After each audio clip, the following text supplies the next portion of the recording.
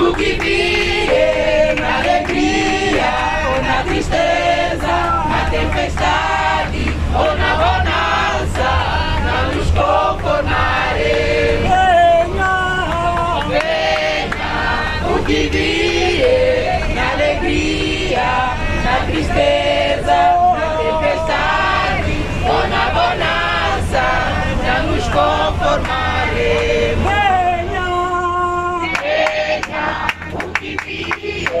Na alegria ou na tristeza, na tempestade ou na bonança, não nos conformaremos. Não volte para trás, juventude.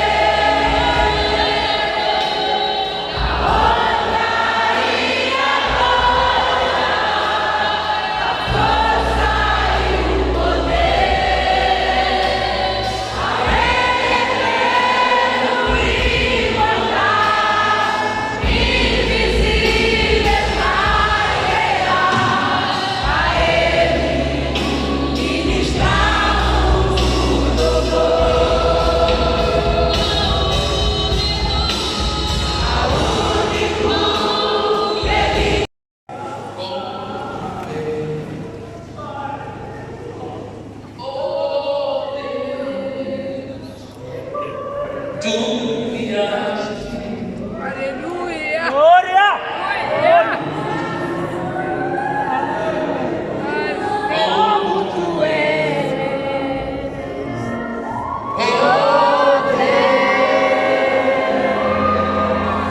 É uma hora para gloriar.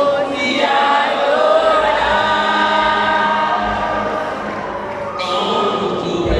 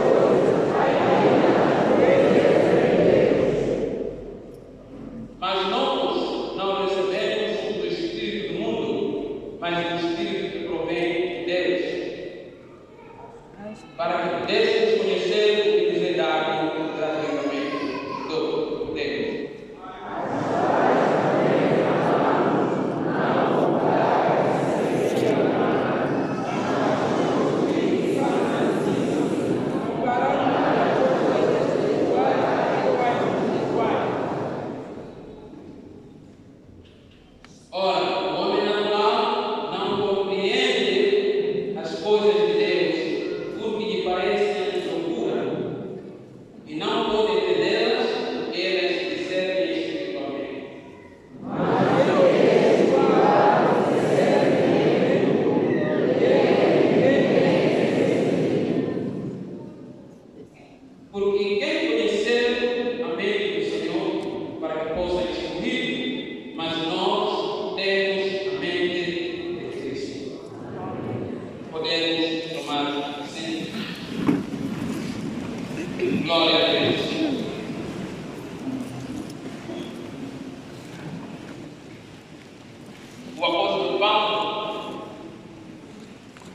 foi confrontado com uma situação que a maior parte dos líderes não gostariam de passar.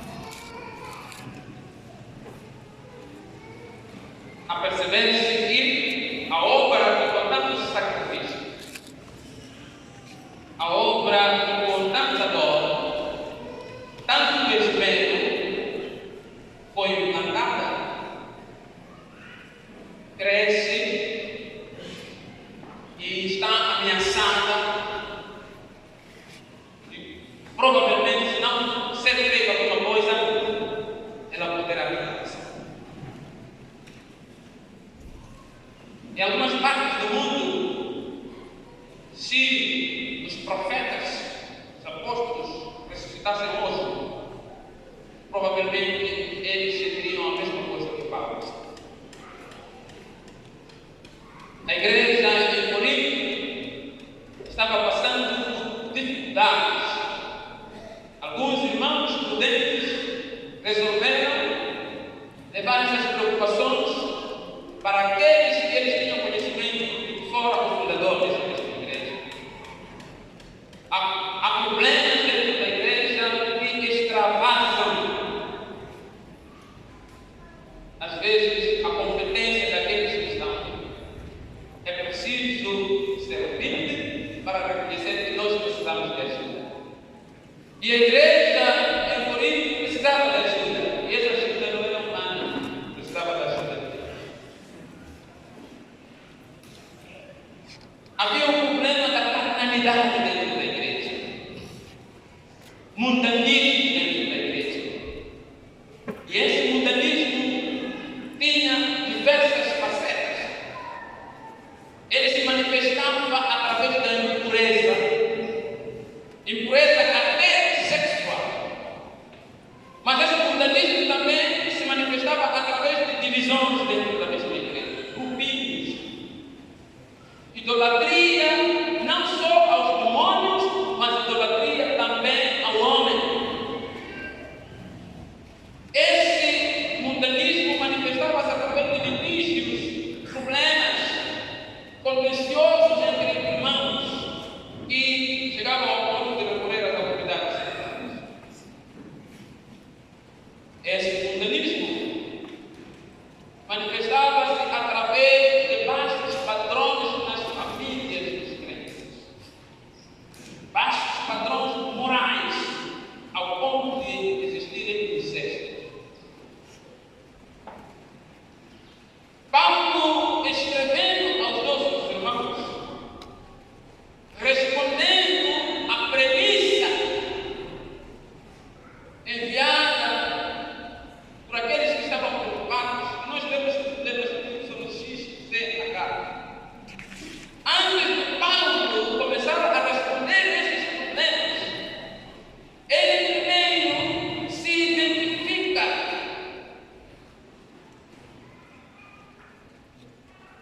Ele se identifica para mostrar à igreja a natureza do seu ministério.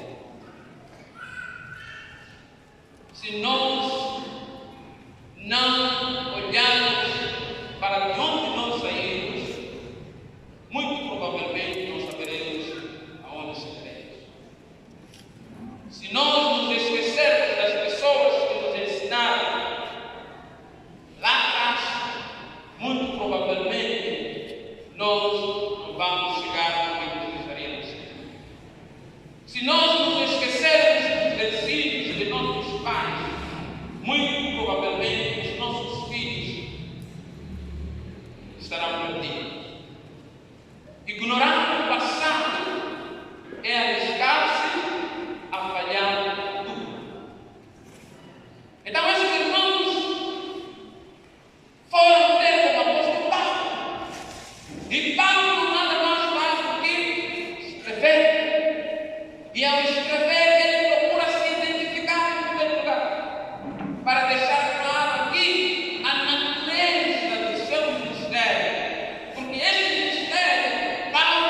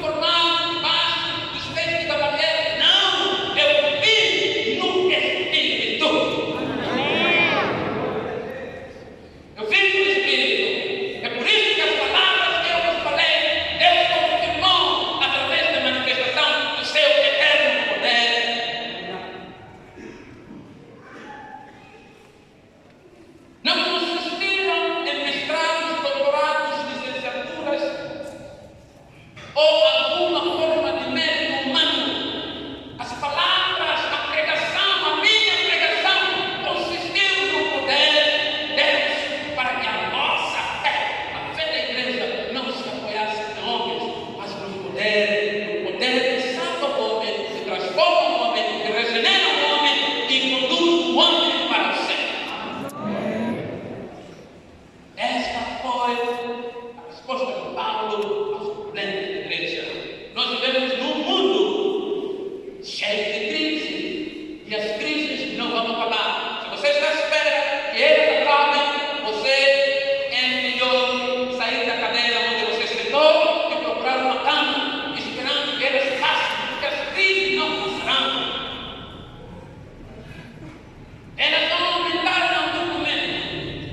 Requer-se de nós exatamente aquilo que ouvimos ontem: resiliência da fé, resistência perante os desafios deste século.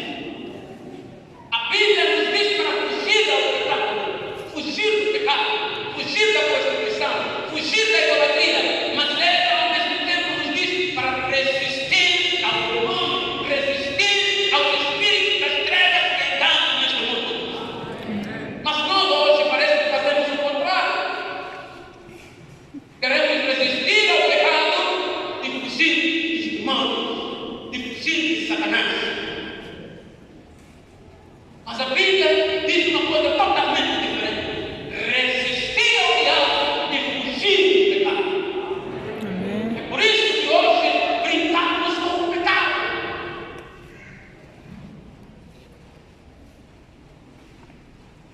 Todo ser humano tem seu caráter.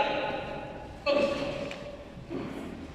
herdamos, adquirimos, mas nós temos nosso caráter. Esse caráter pode ser bom, esse caráter pode ser mau. O caráter de uma pessoa depende de condições em que essa mesma pessoa é criada, conduzida ou educada. Disso depende do nosso caráter. Mas o nosso caráter não depende de grau de instrução acadêmica. O caráter depende dos princípios e valores que são implantados no indivíduo desde o ventre.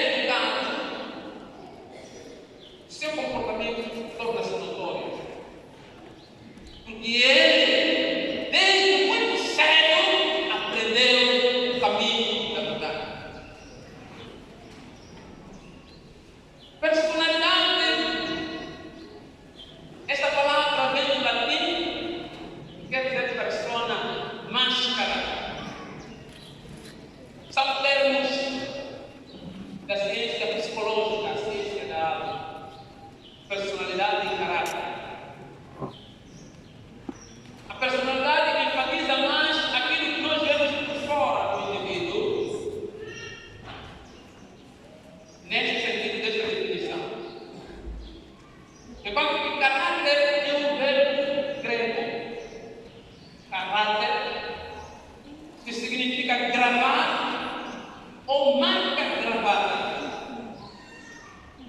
Nós podemos dizer que as tábuas de Deus, os 10 mandamentos, continham o caráter de Deus lá, no sentido de que aquelas letras, aqueles mandamentos foram cravados na pedra de Deus.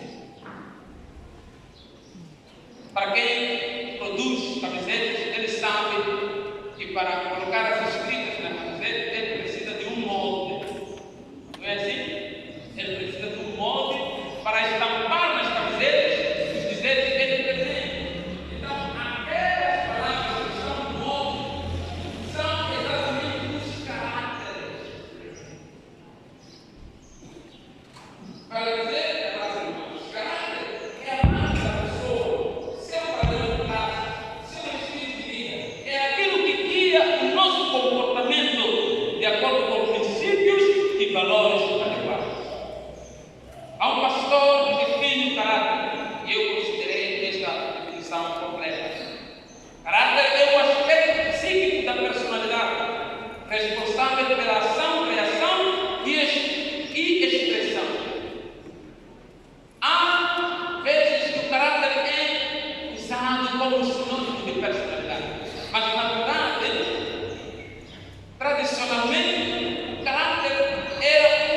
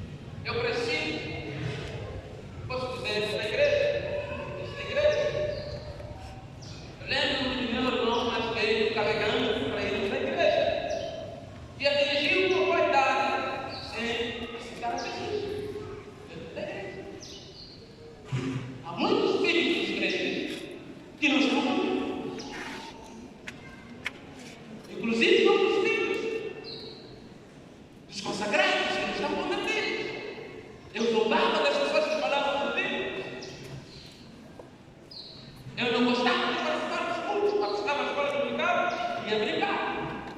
E as nossas professoras andavam lá com nós. Mas o meu pastor, qual a coisa que ele fazia? Ele nos ensinava. E ele falava muito do batismo. Então eu entrei no candidato ao batismo. Os meus amigos entraram no candidato ao batismo. Estudei o candidato ao batismo. Os meus amigos estudaram. Eles eram muito melhores. A palavra de Deus. Completamente. Eu era rebelde. Mas eu não fazia. Orar. Agora eu não gostava dessas coisas, mas orar. E eu participei do candidato ao batismo até o fim. Alguns foram assistir, tínhamos compromissos com aquelas coisas, nós dávamos compromissos. Então, chegou o dia do batismo e fomos à vigília. Naquela altura, até a vigília, nós fomos participei da vigília toda, em Jesus. Mas até de madrugada, ele não queria descer nas águas. Nem pouco. Eu não queria descer nas águas. Não queria descer. Porque tinha compromissos com o mundo. E fomos então para ali, para aquela praia, e ser praia. Eu como penúltimo como você está.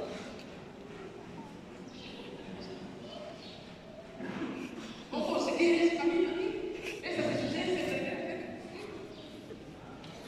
Então, fui lá, fui imergido e saí de lá da depressão ainda não transformado.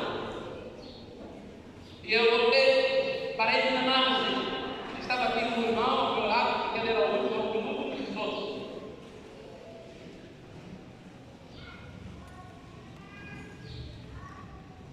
E os irmãos estavam cantando, a igreja muito alegre, porque daquela vez um número significativo de jovens, um número significativo, obrigado, um número significativo de jovens descia as águas. Acontece que aquele dia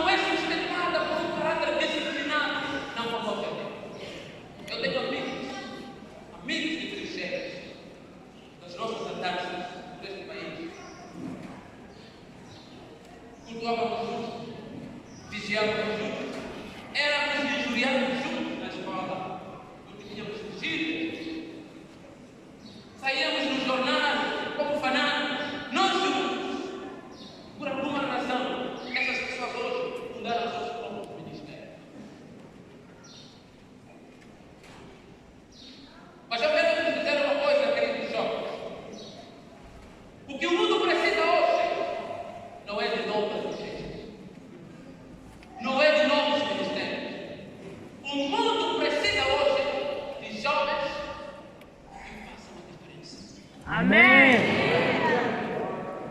O que o mundo precisa hoje não é um grande ministério famoso como o mundo grande. Ezequiel, capítulo 22, versículo 30, se eu não ver errado, diz que Deus procurou um homem que estivesse na brecha para não destruir a cidade, mas não encontrou. Quero lhe dizer que a oração de um homem pode salvar uma cidade. Um homem só pode salvar uma cidade.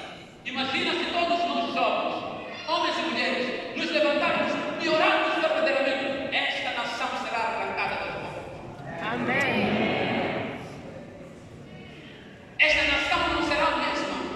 Os nossos líderes vão ter que se dobrar perante a pena que vive para sempre. Porque o que Deus está à espera é homens e mulheres de caráter. Mas não é caráter segundo o texto, caráter cristão. Homens que se prostrem, chorem e clamem pelo Deus de Israel para que venha e sare esta terra. Abençoe. Não me interessa muito ter uma grande função. Cantar muito bem e toda a gente chorar na igreja. Ensinar muito bem na escola dominical.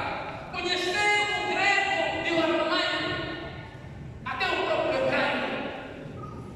Falar em língua dos anjos. Mas termos um caráter que não agrada a Deus. Misericórdia. Porque o caráter cristão é um caráter que obedece.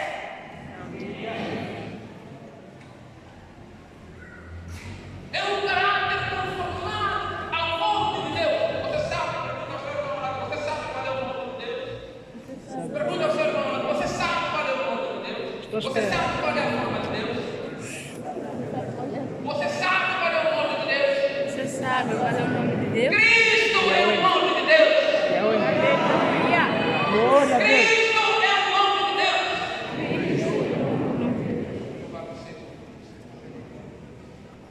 O terceiro grupo são aqueles que sabem. Eles sabem muito e muito até. Mas saber, amados irmãos, torna-se irrelevante quando nós nos vemos certos.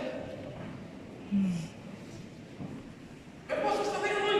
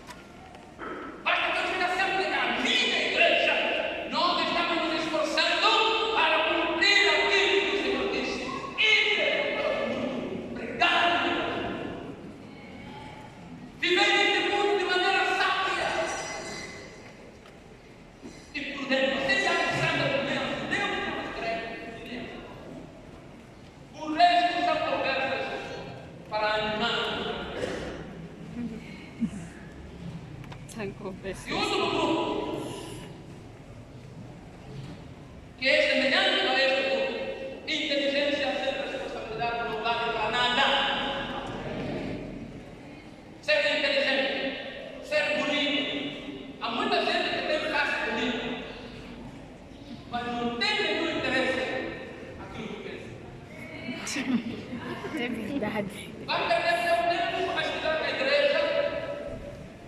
Vai perder seu tempo a se arrumar. Mas se as pessoas sabem que você não tem nada na cabeça, é triste.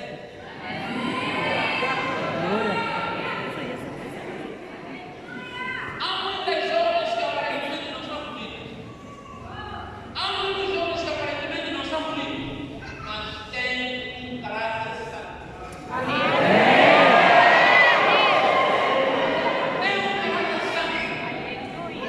E é isso que Deus quer. A beleza de uma mulher, em primeiro lugar, está dentro dela. Não me interessa ser abandonada.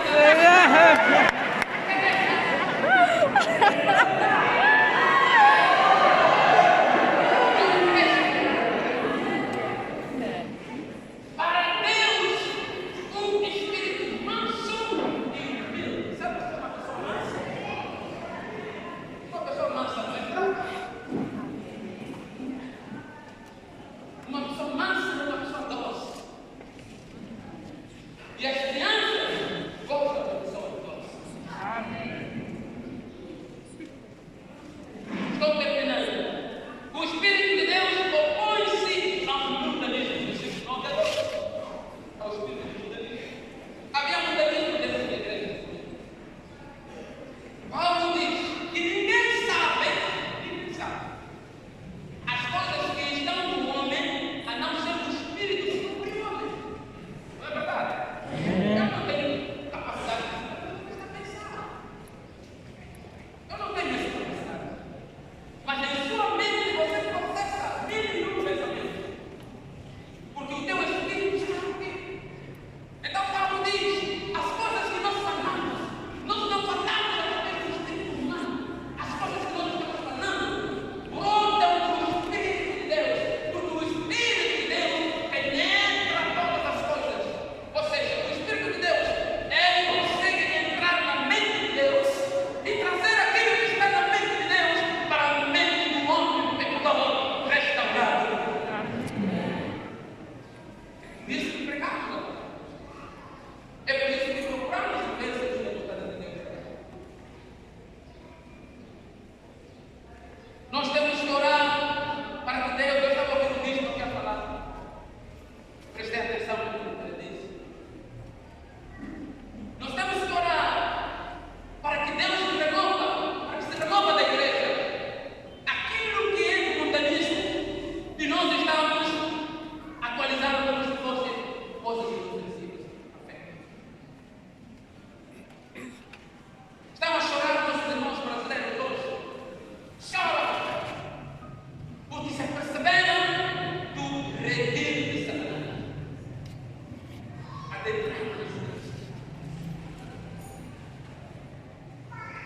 Então, o Espírito de Deus tem que ter primazia na vida do jovem cristão. E por fim, o homem natural e o homem espiritual. Existem dois tipos de homem, Paulo faz questão de dizer isso. Um é espiritual e um homem é natural. Natural é aquele que tem sabedoria humana, é aquele que tem um espírito mundano. Este é o homem natural. Ao passo que o homem espiritual é aquele que foi regenerado pela palavra. O Espírito de Deus entrou nele. É aquele que seguia pela sabedoria de Deus. É aquele que se inclina para as coisas que estão no Espírito. Porque quem se inclina para o Espírito, quem semeia no Espírito, colherá o Espírito. Louvado seja o nome do Senhor. Qual a permissão da palavra disso? Eu penso que a igreja para o Espírito. Espírito de Deus está neste lugar. O Espírito de Deus se move neste lugar. Está aqui para consolar.